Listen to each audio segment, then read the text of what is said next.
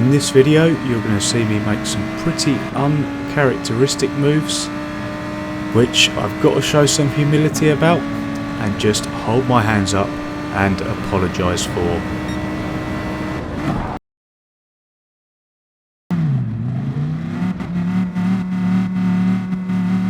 Hey guys, and welcome along to another video.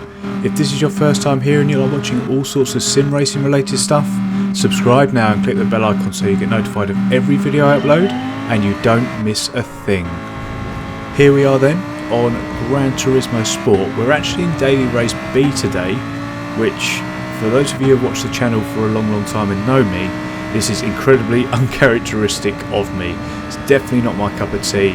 I tend to avoid them mainly because they're full of hooligans, and I today became one of those hooligans. In hindsight, I'm not really sure why I entered this one, to be honest. The only real reason is because I saw this sweet Mario livery that I'm racing in right now, and once I did Mario I had to do Luigi too. But as I say, I show you warts and all on this channel. I don't sugarcoat anything. If I do something bad, then I own up to it and I apologise for it publicly, so let's cover it here. So we're coming out of the S's here. We're going to get a good run in this Lambo. We're going to go round the outside at Dunlop, giving me the inside into the first Degner here. So we make the move stick, we're up to 12th, and it's gone okay so far. The stuff that I'm talking about hasn't happened yet. So in this video today we've got two races, both of which are Daily Race B, and we've got 4 laps, as you can see, around Suzuka for a change. We're in the Lambo. We're not a fan of the TT because generally I just can't seem to, well, too much torque steer essentially. Whenever I accelerate I just find it really difficult to turn, and I just can't judge it right. So I'm in the Lambo, and also another big thing about it was there was none of these sweet Nintendo liveries, so that is why I stuck with the Lambo as well. Had a particularly poor qualification. I was about 2.3 seconds in this one behind the pole sitter, who put in a blistering 207.3. I got no chance of getting anywhere near that one. I'll be very surprised as we come into the Casio Triangle here for the first time if we see that guy at all in this race or the one afterwards. So up ahead, as we come across the line to start lap number 2, you'll see that the Spaniard here has got it all wrong coming out of the final corner. So we're going to close on him, really thinking about making a move into the first turn here, but we weren't close enough to make a lunge. We get really close here through the second part of turn number 1, and we're going to stay with him here, right behind him through the S's. Now the S's for me is somewhere where I'm quite strong. This Lambo as well is quite strong in comparison to the TTs around here. Whilst they're quick in the straight line, as I mentioned earlier, they are a bit of a struggle to move laterally. But one place where the Lambo is much stronger is here, coming out of Dunlop. So you can see us really closing in here. The straight line speed of that TT is shown as well as we come into Degner number 1 and then across into Degner number 2. Important not to run wide here. We're going to get a good run out of that second Degner and go up the inside, but there's going to be contact as he closes the door on me. I thought he would have known I'm there. I'm clearly playing too much iRacing, and I'm going to be forced to flick back underneath to try and avoid contact into the hairpin. Now there was a bit of contact. I lose about half a second here, which is not ideal, and I drop back slightly from the pack up ahead. Now there's a good gap to the guys behind, about 1.2 seconds, so I'm not too worried about them as we come down into Spoon, but that is not what I needed in such a short race here at Suzuka. Now we're just about in the guy in front slipstream, but you're going to see that they are going to start pulling away ever so slightly. These things are so quick in a straight line, those TTs, but keep your eye up ahead as we come through 130i. You see the red car up ahead there? He's going to get it wrong, go mega white, and he's going to come straight back across the track and then bin it coming into the Casio Triangle. The yellow flags are out to signify this, but we are now up to 11th and right with this orange and black TT, because the Spaniard, well, they're both Spaniards, but the Spaniard in the yellow TT managed to get past him down into the Casio triangle. Watch them here pull away. They're really quick, those Audi TTs, in a straight line, but we should be able to stay with them during the S's again. So as you can see, just right with them here, but there's just going to be no place to overtake coming through here. So the only chance we've got really is to try and get another good run through the Dunlop curve, up over the hill and into Degner 1. So let's hold on and see what kind of run we get here. So we're going to get a good run again, as that Audi TT just doesn't have that lower end grunt, it doesn't seem. We're going to try going around the outside here into Degner number 1. We brake as late as possible, almost go wide a little bit onto the Astro there, but we make it count, and we are now up to 10th place. Quite proud of that move, but keep your eyes up ahead, as there's going to be an issue between the German and the Brit. The Brit on the outside there is going to try and turn in while the German is up the inside of him, spinning him round and putting him into the gravel there at the hairpin. He also gets a bigger penalty for his trouble, and that guy's race is absolutely ruined. But we're up to 9th now, so we're not too worried about that, as the guys up in front really flirt with the track limits there, almost end up on the Astro, which is not what you want at Spoon. If you do, it will suck you right off. You'll end up going wide and you'll lose a ton of time, so you don't want to be doing that at all. Now I'm going to run wide here into 130R, just get it completely wrong, carry too much speed, but managed to not do what the Portuguese that I did. I managed to get it back on track, get it stopped, and still just about hit the apex there, coming into the Casio triangle. I don't get the best run out there. I run a little bit wide, which is going to lose me quite a lot of time to the Brit and the Spaniard up in front here.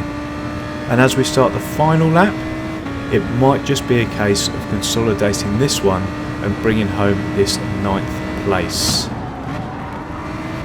Jumping ahead into Spoon for the final time in this race. Keep your eye on the Brit up in front, who is just going to lose the back end there coming out of Spoon, and we're going to be gifted 8th place. Fantastic. Now, as this race comes to the end, these daily race Bs really, I've found, have changed my mental state, and they've made me a very impatient racer. With the FIAs coming up, I'm keen to get back up to A+. I'm conscious that I haven't had as much chance to practice as I need to, and I need to get up into those highest ranked lobbies to get the points I need to try and get that Lexus into a live event. So I think that's where it's coming from. So with that in mind, we're going to move over to race number 2 now. We're going to start in 9th for another 4 laps here at Suzuka. Now, this is the race that I wasn't very proud of, to put it very politely, and the reason for the title of the video.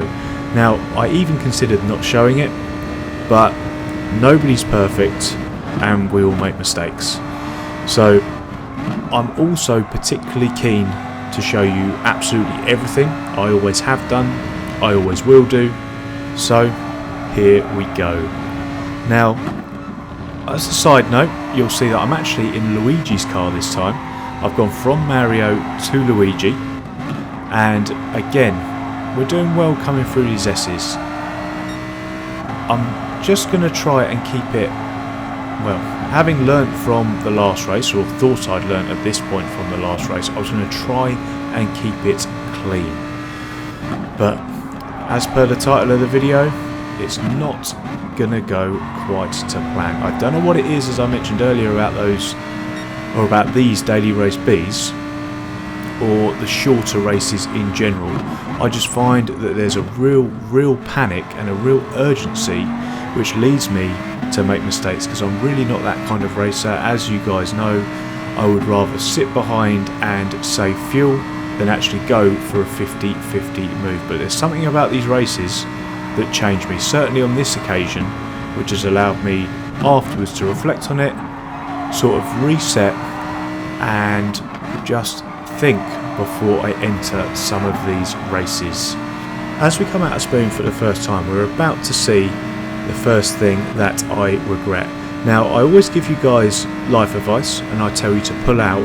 This is what happens, or this is what happened when I left it in entering 130R.